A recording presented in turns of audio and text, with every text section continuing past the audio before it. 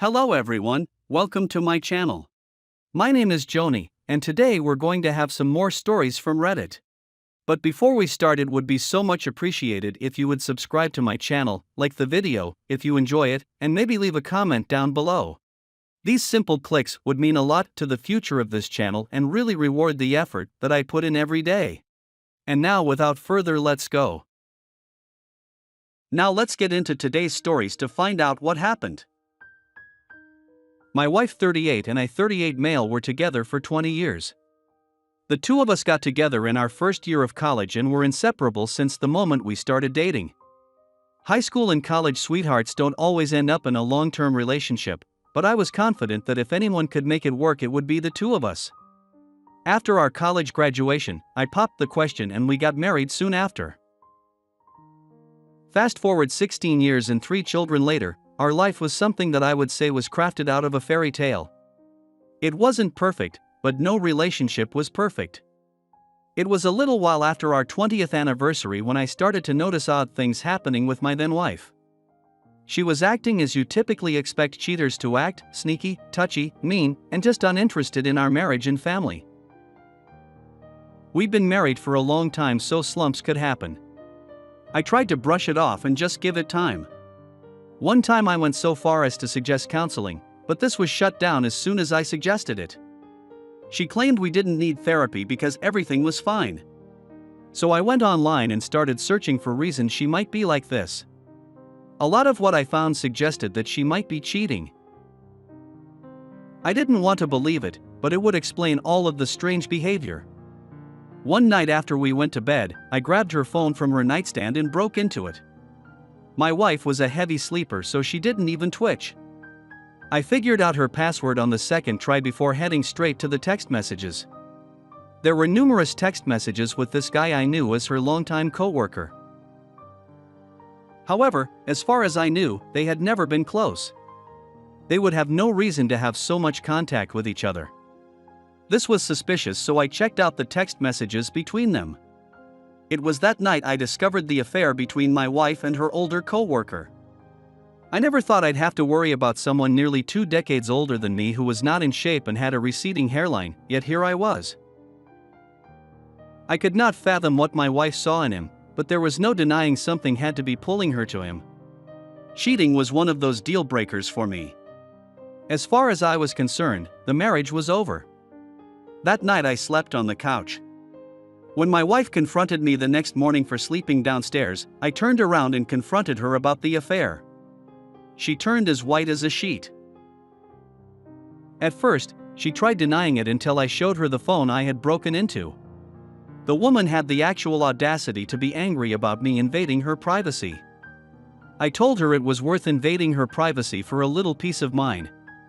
At first, my wife did seem to want to repair the relationship, but after it became clear I was going to go forward with a divorce, she decided it wasn't worth it. About a month after I filed for divorce, she moved out and started seeing the AP she was cheating on me with. The divorce wasn't a particularly nasty one. We were able to agree on custody, who would get what, etc. I think both of us just wanted it to be over with. The reason I wanted it over is because I wanted to be free and no longer tied down to her, while my now ex wanted it done so she could ride off into the sunset with her cork-returned AP. I kept myself on a need-to-know basis with my ex after that. The only time we communicated was about the divorce or our children. There were parenting apps you could use to communicate with the other parent, which kept things simple. Luckily, she didn't protest with us using that as our primary method of communicating.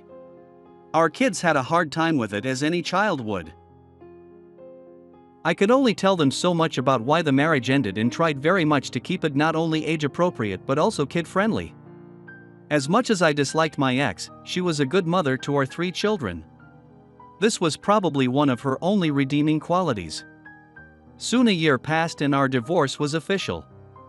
I focused on everything else in my life: my kids, job, friends, family, hobbies, etc. It did a good job of keeping me busy and not thinking about why my wife decided to blow up our marriage the way she did. The only logical explanation was that she was always a terrible person but didn't show it until then. I was honestly okay with that. My wife remained with the affair partner. It seemed to be working out until it wasn't, and when it blew up in her face, she came to me with tears in her eyes. The night it happened, she called me asking if I could have the kids again overnight even though it was her turn. I didn't mind because I loved spending time with my kids and didn't have any plans either. So I said yes, but asked what was going on because I could hear that she had been crying. She told me that karma was a pain and had finally come for her. Her affair partner had cheated on her with someone who was a decade younger than my ex. This was discovered after she went through his phone while he was in jail. The shower. I have no idea why she told me this. Maybe she thought I would feel some pity for her, or in some bizarre world, try to rekindle things with her again. The joke was on my ex because I had already been seeing someone for the past few months, and I was crazy about them. She ended up asking for forgiveness again at the end of the conversation. I told her no, she hadn't earned that forgiveness even if she was feeling exactly what I felt when I discovered that she was cheating on me. Cue the wailing. I cut the call short, agreeing to take the kids for the weekend so she could gather herself and figure out what she wanted to do about this guy. It would be better for my kids not to be there for all that drama anyway. The most important thing was keeping them away from all of that crap to the best of my ability. It would be a lie if I didn't admit that hearing him go on and do the same thing to her only with a younger woman did make me feel a little better. I was always frustrated because my ex never seemed to understand why I was so hurt. Now she knew why, and when the shoe was on the other foot. It wasn't a very fun place to be. From what I know, the two of them are still together, but the trust is just gone. Honestly, that's the most hilarious thing I have ever heard, because how could you have trust in a relationship that started as an affair? My ex, Gabba, was coming to her. I don't wish her any physical harm, of course, as she is the mother of my children, but some karmic retribution. I wish her all of that and more. If she ends up trying to complain to me again, I'm just going to cut her off before she has a chance to tell me anything. I don't want to know and don't care to know. The sooner my ex gets that through her head, the better off all of us will be. Now let's get into the second story. I met my wife while I was working a job in my chosen field, but it was lower paying than I would have wanted. It wasn't too shocking because I was a dejected millennial who had grown up in this economy, so I was just happy to find something that could pay me. When I was getting coffee, I bumped into her, and we got to talking. I know it sounds a little corny, but the two of us did hit it off right away. After talking in line for a bit, we exchanged numbers and then went out on a date. It was one of those whirlwind romances where everything happened all at once. I think maybe the fact that it happened so fast blinded me to any red flags there could have been in the beginning. After about a year, we were getting married. I proposed out of the blue. I don't know why I rushed it. Maybe it was the honeymoon phase, but we married in a small ceremony and she moved from her apartment to my modest one-room apartment. Now I never had a lot of money. My family was lower middle class and so was my ex-wife's family, so it wasn't like the two of us didn't come from a similar environment. We didn't want to build a secure life, but if it didn't happen right away, that was fine. Things like this did take time, after all. Get-rich-quick schemes were exactly that. They were schemes and didn't work. For the first year of World War II, things seemed good and it was like we were on the same page. Then my wife started to appear as if she were disillusioned with the life we were building. Suddenly, the apartment wasn't good enough. Nothing I did seemed to be good enough. I wasn't making the right amount of money. We couldn't do anything romantic because of the lack of income and just anything that cost money. Her biggest gripe was that I didn't earn enough money. Not her, me. She worked full-time as well, but since I was the husband, I should be the one who was providing more of the money to the relationship. It's a shame that I tried, but I was still deeply in love with this woman. I worked longer hours and put away as much money as I could. When this was happening, I was exhausted all the time. My wife would start complaining about how I never had any time with her, even though I was working overtime for her. The longer it went on, the less I wanted to do it anymore, so I realized something was going to have to change. I planned to talk with my wife and see if we could try to work things out. If I spoke with her, then certainly she would be able to see my point of view right. At least I thought this would be the case. So I decided to come home early one day to speak with her. However, when I got home and looked for my wife, I found her in our bed with some other guy. She screamed and I just turned and went into the kitchen. I heard movement from our bedroom, followed by the slamming of the front door.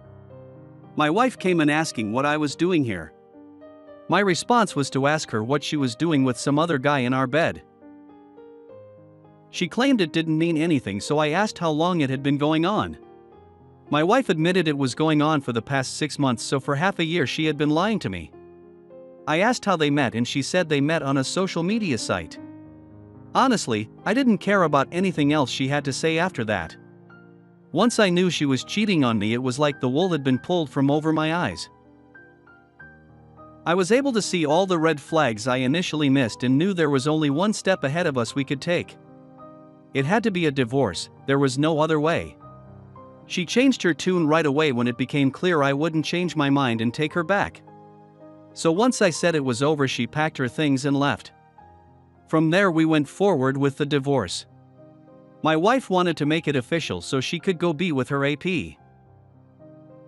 Over time I came to find out that the AP was quite rich, and once I found that out, the pieces started to fit into place. My wife, or now ex-wife, had always wanted to live a far better life than what I was able to provide right now. It was like she wanted to get one of those get-rich-quick schemes, and if you know anything about them you will know that they do not work no matter how much you want them to. By getting involved with a rich guy she did accomplish her goal, so I guess there was that, but it still didn't mean it would work out. Once the divorce was final, my ex moved in with the guy and started an official relationship with him. I tried my best to push her out of my mind and focus on rebuilding my life. The first step was to stop focusing on work so much. I could still work, but also enjoy my life. By doing this, I was able to spend more attention on my hobbies and just the little things that I used to enjoy in life. A few months after the divorce, my ex-wife got into contact with me. She called me from one of her friend's phones since I blocked her main number. Once I answered, my ex started crying about how her new boyfriend had dumped her after 6 months. There went her backup plan, much to my amusement. My ex had always wanted something more in life, but she had never been willing to work hard for it. This was reality slapping her in the face, and I'm not going to lie. I was loving every moment of it. I don't care if it had been petty of me, because I had worked myself like a dog to make my wife happy, only to have it blow up in my face. It was clear my ex was contacting me to get some pity or something along those lines. At least, it was the only thing I could think of. Whatever the reason, she was looking in the wrong place for it, and I told her as much. I do wonder if I reacted differently, if she would have tried to ask if she could stay with me or give us another chance. Honestly, I had no idea, because as soon as I brushed her off, she started shouting and then hung up on me. If hanging up on me was supposed to hurt, then this was one of the best punishments I had ever received, because I didn't want to talk to her anymore anyway. Through the grapevine, I heard that my ex-wife showed up at the guy's house and tried to get him to take her back. It nearly ended up with her getting arrested in the process. My ex clearly couldn't let go of this guy because he was her one chance at getting rich quickly. Hey, if she wanted to waste time going after him, then so be it. Since I kicked her out, she was no longer my problem. Let her be her AP's problem, or whatever other guy she ends up stringing along. I've moved on in my life. The future may seem a little bit uncertain, but the one thing I am sure of is that my ex is not going to be a part of it under any circumstances.